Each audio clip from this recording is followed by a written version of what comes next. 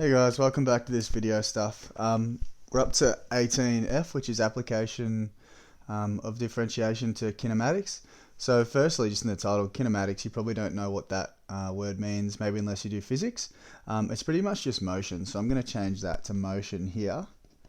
Hopefully we understand that a little bit better. So applications of differentiation to motion. Now, in this exercise, there's three main things that we're going to be looking at, which is position, velocity, and acceleration. So in this little section to start with, it just kind of explains what each of them are. So position and displacement, those two words are interchangeable, they're the same thing. Alright, so and what position or displacement is the distance from the origin. So that might be a starting point or just a fixed point. So it can be in a positive or negative direction as well. So I might just do a little example up here. If that dot there is our origin, and maybe some object moves from there to over here, and that's 5 meters. And let's just say this is in the positive direction. We could say that this object here is 5 meters from the origin in a positive direction. But we could also have maybe that object moves the other way, and that distance there could be 6 meters. But you'd say that this object is 6 meters in the negative direction. So you'd say that its displacement or its position is minus 6 meters. Okay. Alright, next one, let's move to velocity. So velocity is similar to speed. You guys know what speed is. It's how fast something's moving. Except with velocity, that has direction as well. So let's use this example up here again. This is our origin. This is where we might start. If something's moving in this direction, it might have a positive speed, positive velocity. If something's moving that same speed in the other direction, it would have a negative velocity. Alright, so velocity is speed with direction. And you tell the direction by whether it has a positive or negative. Acceleration's another thing that you might be reasonably familiar with. It's just pretty much how fast something, or the rate at which something's speeding up or slowing down. Alright, so these little formulas here might help us a little bit, and these little asterisks might help us a little bit for later questions as well. I won't explain them too much just yet. I might go back and have a look at that. But one of the main things we're going to be looking at in this exercise is this little diagram that I've started here.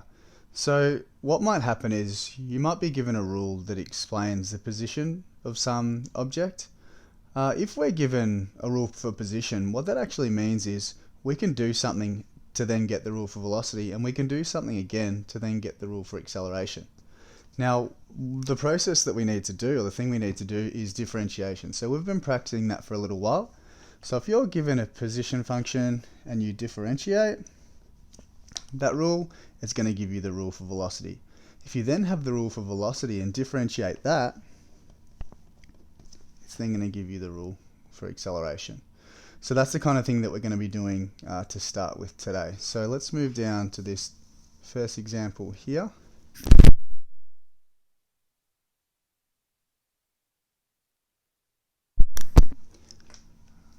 Okay, so we've been given this rule here, which is supposed to describe some object's position compared to time, and we're measuring it in meters and seconds. The first thing it asks us to do is find the function for velocity and the function for acceleration. So let's not worry about the acceleration bit just now. Let's go back to our little diagram here. Now we're starting with position, and we're being asked to find velocity. So what we have to do to get there is differentiate. So if we differentiate this rule, that's going to give us our rule for velocity. So that's what we're going to do to start with. And you can diff using your power rule.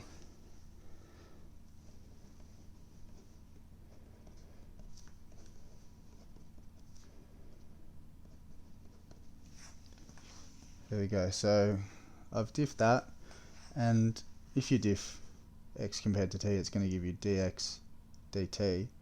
But we're just going to change that to v equals, because it's a bit easier, so we know that that's what, we're talking about velocity. Cool, so there's our rule for velocity. Now let's go back up to our diagram. We now have the rule for velocity and we want the rule for acceleration. So we have to differentiate again. So I'm going to start with the velocity rule, which we found just before. And I need to diff that. So if I diff, it's dv dt.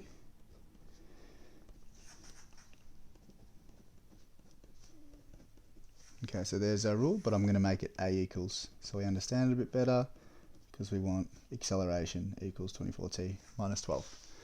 There we go. So that's a common thing that you're going to have to do. You're going to be given a position rule, and you might have to find velocity and acceleration, the rules for those two. What might happen next is you might be asked to find the acceleration at a certain time, you might be asked to find the position at a certain time, or maybe velocity as well, which is what we're going to do here.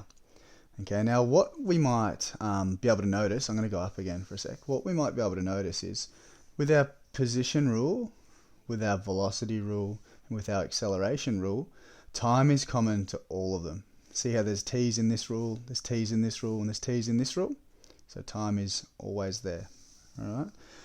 Now, it's asked us in this question to find each of those things, position, velocity, and acceleration, when the time is 2, so at 2 seconds.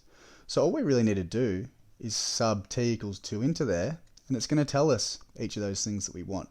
Let's start with position first, though.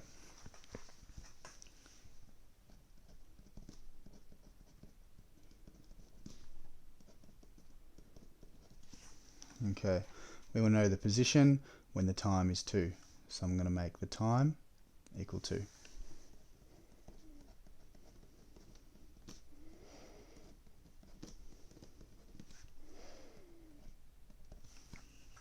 Alright, so when you work all that out, it should come to 13.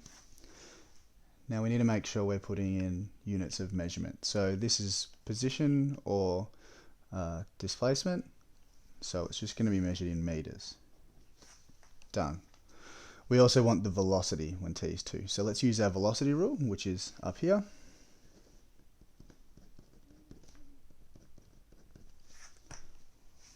Meter squared. Alright, so we want the velocity when the time is 2. So let's again make the time equal 2.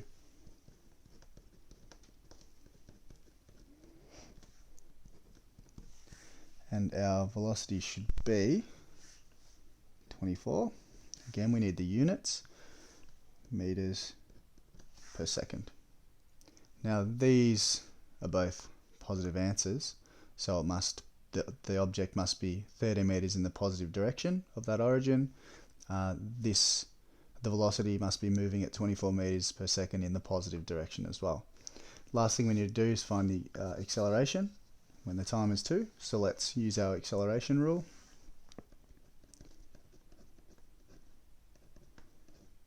What am I doing? T, I can leave it like that. Minus 12.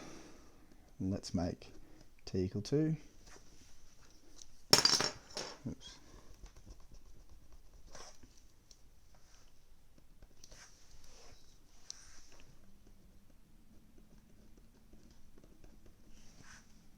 Okay, so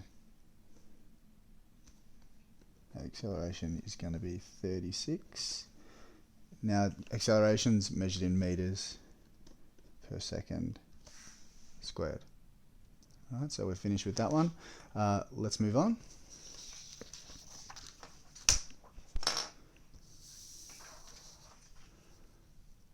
Okay, so C is asking us to find the average velocity of the first 3 seconds. Now I'm going to go back to something that I had written down at the start. So I'll get you to look at it again. So find the average velocity over the first 3 seconds. Now I'll go back. I want you to look at this bit here. So velocity is a gradient of a position time graph. Okay, because if you do position divided by time, that gives you velocity. Velocity is the gradient of a position time graph. So let's look back at this question here. I want to change the words around a little bit because this is a little bit hard to understand. So that word velocity, we can change that So find the average gradient of the position time graph.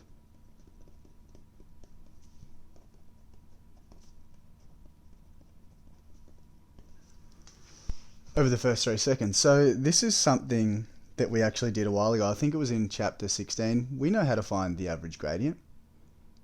We just need to find the point right at the start, so when t equals 0, and then the other point where t equals 3, and then find out the gradient of the line that connects those 2 points. So we're actually looking at the position time graph here. So again, I'm going to write that rule down, and it was the rule that it gave us right at the start.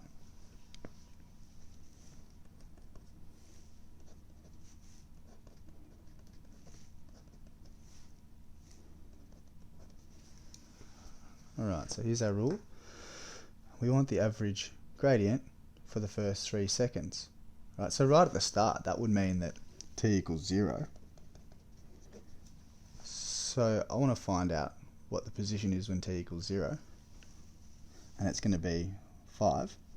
So that's going to give us, when t equals 0, displacement equals 5. That's one of our points. But we also need the end point, which is where t equals 3. So t equals 3. Let's sub t into our rule.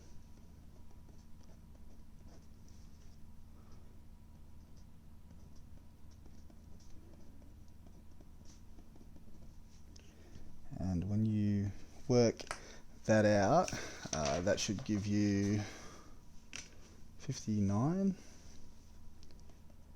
So our other point's going to be 3 and 59. Now we need to find the average gradient between those 2 points. So hopefully you remember that real easy formula. Our gradient is y2 minus y1 over x2 minus x1. We can sub all these numbers in and we should find our answer.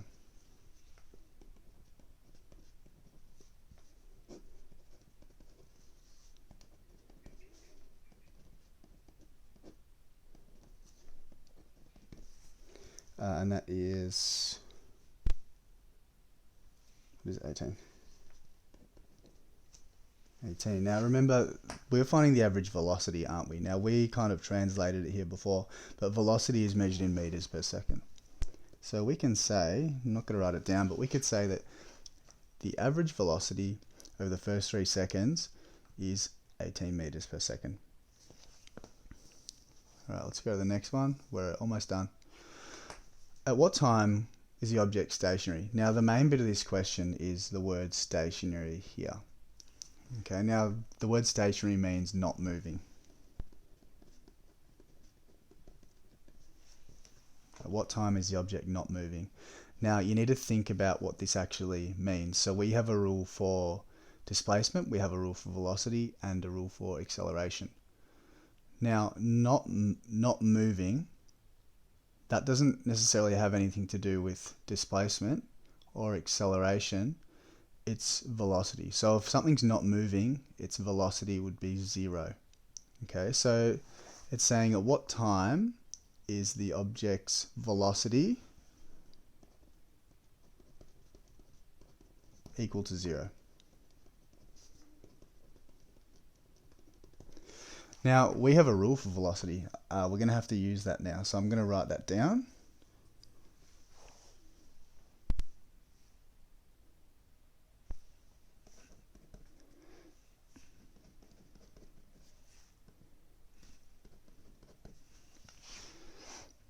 Alright, so at what time is the velocity 0? So here's velocity, here's time. We want to make velocity equal 0 to work out that time.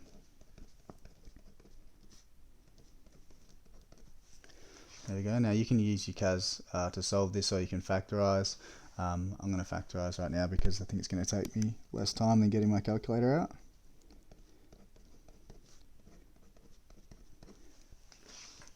Alright, so we've got 12t equals 0, so that means t would equal 0.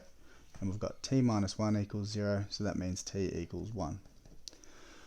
So what we've just worked out is that the time where the object is stationary is where t equals 1, and where t equals 0. So there's a couple of times where it's stationary.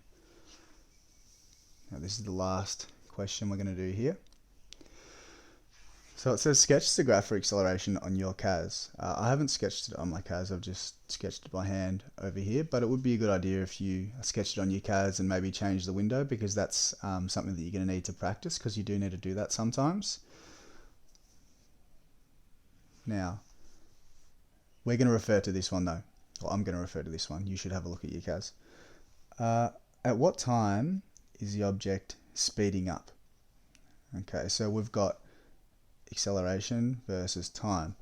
Now, speeding up would mean we have a positive acceleration. If your acceleration is 0, that means you'd be moving at a constant speed, or maybe not moving at all.